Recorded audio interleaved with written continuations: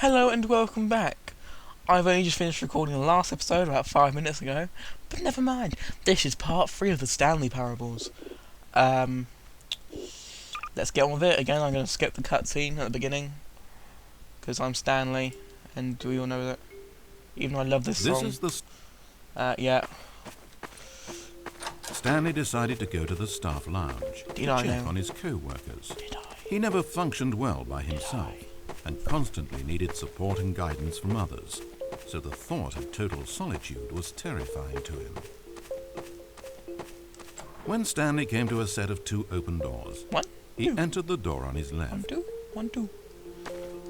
To his left, no! This was not the correct way to the employee lounge, and Stanley knew it perfectly well. So he turned left at the first open door and walked back in the right direction. No, I didn't. Stanley was so bad at following directions, it's incredible he wasn't fired years ago. Maybe this is why everyone had left. No one wanted to be around someone as bad at listening as him. And since he was walking into the middle of nowhere and thus ruining the entire story, Stanley decided that he would punish himself. I did. So when he came to the elevator and the doors opened, he stepped inside and pushed the button to go up.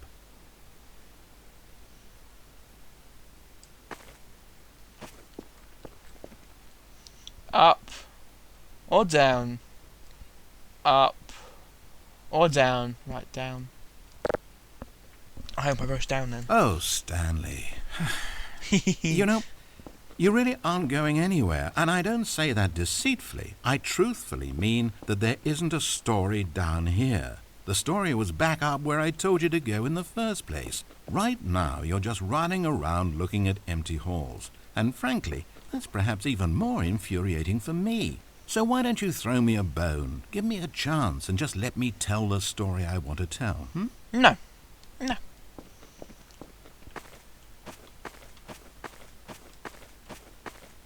I'm expecting him to be scared by one of the outcomes, just like have somebody scream at me.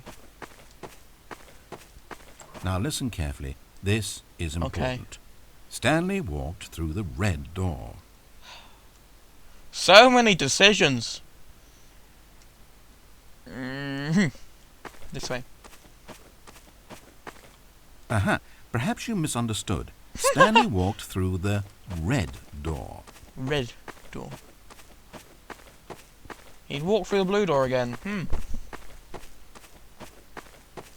I still don't think we're communicating properly. Stanley walked through the red door. Oh, there's a blue door behind me. All right, fine. Go ahead, Stanley. You want to know so badly what's out there? You want to find out what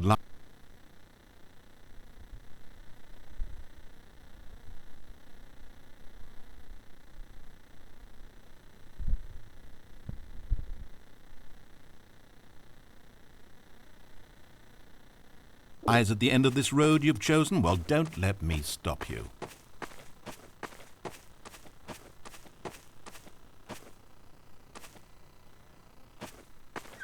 You see? It's nothing. No one's even built this section of the map because you were never supposed to be here in the first place. It's just a bunch of skybox and dev wall textures. That's it.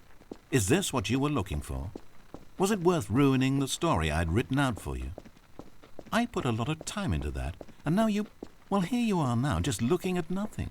To think that that's all I needed to make in the first place, just a whole lot of nothing, and you would have been happy. Well, hey, you still need a little something to do. Am I right? Here, let me load up another map. See if there's something in here that'll keep you occupied. Ah, here's one. Let's boot this up. We'll see if you like it.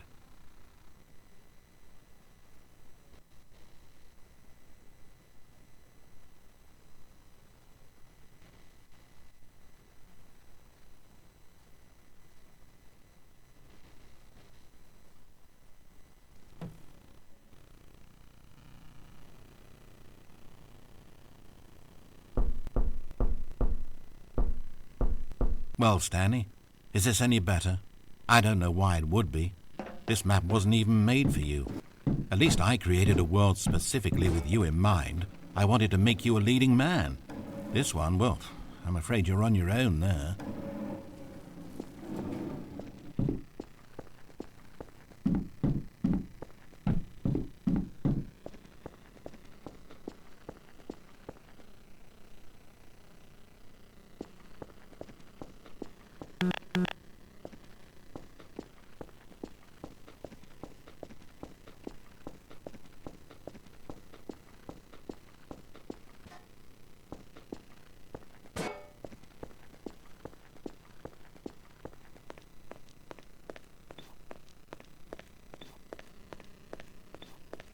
Stanley was fat and ugly and really, really stupid. He probably only got his job because of a family connection. That's how stupid he is. That, or with drug money. Also, Stanley is addicted to drugs and hookers.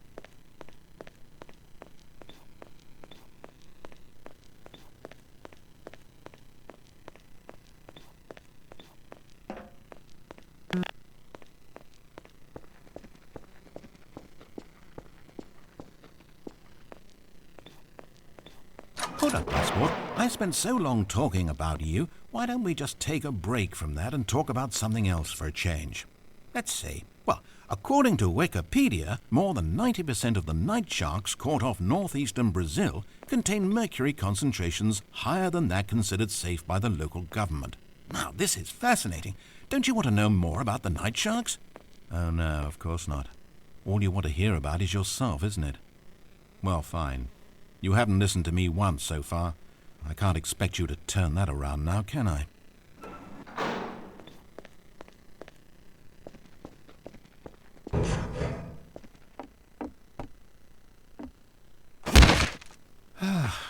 Is this the end of the line? I don't suppose this was a particularly fulfilling experience for you, considering not a single art aspect in this map was created with you in mind. But hey, you're a creative kid. I bet you can come up with a story about this place and why you're in it. And while you're doing that, why don't you think up an ending too? Because you certainly won't find one here. Wait. Hold on. What are you doing?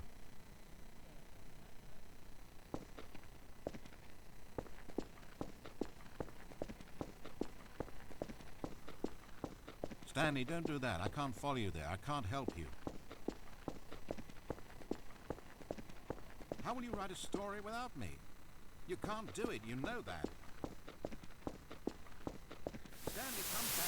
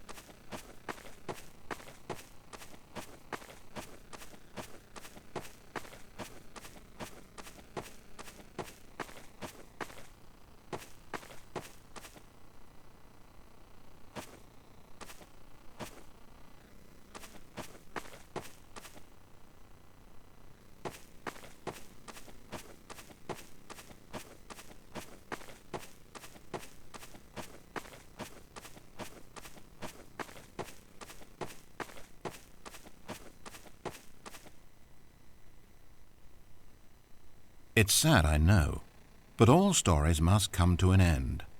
Of course, they say it's the journey that truly matters and not the destination, and I like that idea. To think we might value the paths we walk as much as the places they lead us. Now, I don't know what sort of story you've ciphered out of that world you've made for yourself, but I hope that being the leading man was everything it's cracked up to be. I know it can be a little hard getting around without someone looking over your shoulder, but this is simply the nature of freedom. Besides, I haven't really gone anywhere. Maybe you don't want a guide, but I think I'll always have a place here at the end of every story. I'll step in and wrap things up with a nice piece of dialogue and a reflection on life that makes sense of whatever path you've chosen to walk. And for now, I'm happy to be the destination instead of the journey. But only for now.